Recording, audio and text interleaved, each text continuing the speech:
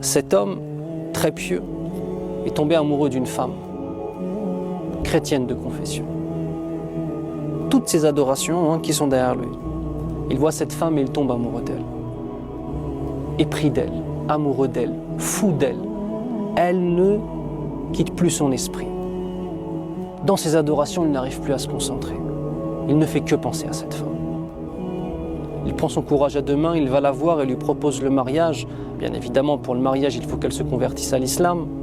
Elle lui dit « J'accepte de me remarier avec toi, avec l'accord de mon père, si toi, tu deviens chrétien. » Elle a dit « A'udhu billah, jamais. » Et la femme lui dit clairement qu'il ne peut pas.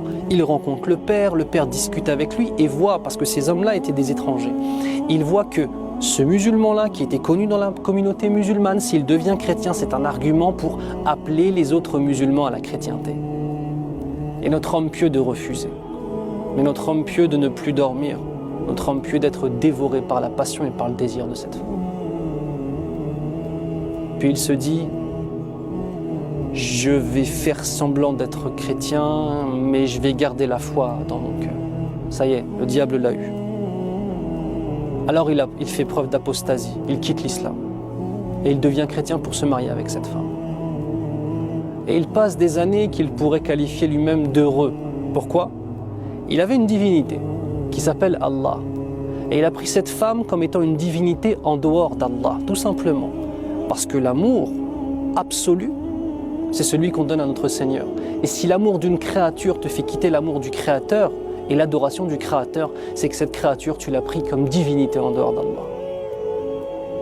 Et après un certain nombre d'années, un matin, il se réveille et son épouse lui dit « Je ne veux plus de toi. Tu es un homme qui n'a strictement aucune valeur. Tu as délaissé ton Seigneur pour une femme et pour un plaisir de la vie d'ici-bas. Je ne veux pas être avec toi. Et moi aussi, je vais quitter ma religion. Mais je ne vais pas quitter ma religion pour aller vers la religion du faux. Je vais quitter ma religion pour aller vers l'islam. » Et elle lui dit « Bismillahirrahmanirrahim. Qul huwa Allahu ahad, Allahu samad, lam yalid wa lam yulad, wa lam yakul lahu kufuwan ahad. » Dans la traduction de Surat al-Ikhlas que vous connaissez tous, dit « C'est Allah le Seigneur unique. » L'unique. Le Seigneur absolu. Celui qui n'a pas engendré et qui n'a pas été engendré. Et dont nul ne peut atteindre l'égalité et qui n'est égal à personne. Ashhadu an la ilaha illallah wa ashhadu anna Muhammadan abduhu wa rasuluh.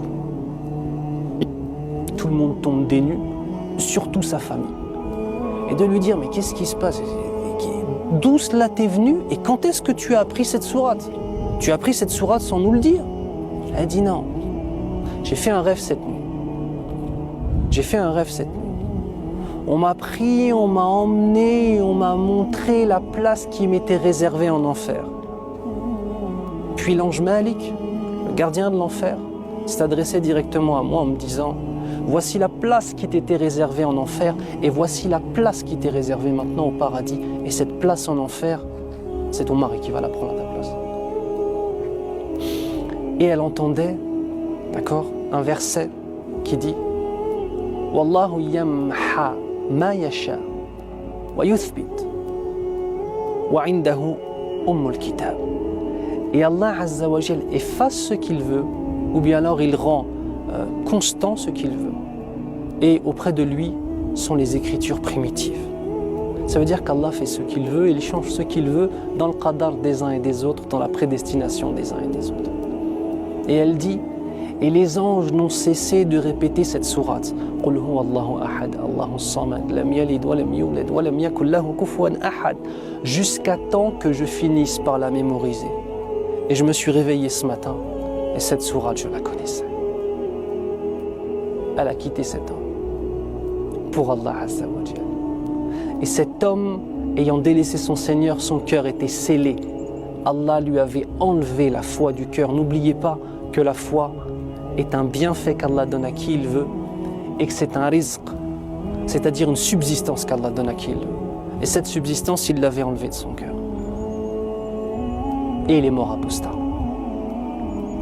Cette histoire, elle est très importante pour nous tous, parce qu'elle nous rappelle un certain nombre d'éléments fondamentaux dans notre existence. Allah guide qui il veut, égare qui il veut. Et que si tu crois que ta simple volonté pour aller à l'encontre de toutes les passions, tu te trompes. Il faut demander à notre Seigneur de nous préserver. Troisième élément, fais en sorte que l'islam soit qurratu aynik, que l'islam soit la prunelle de tes yeux, que tu t'y accroches, que tu ne délaisses jamais et que tu sois fort ou forte envers cette foi.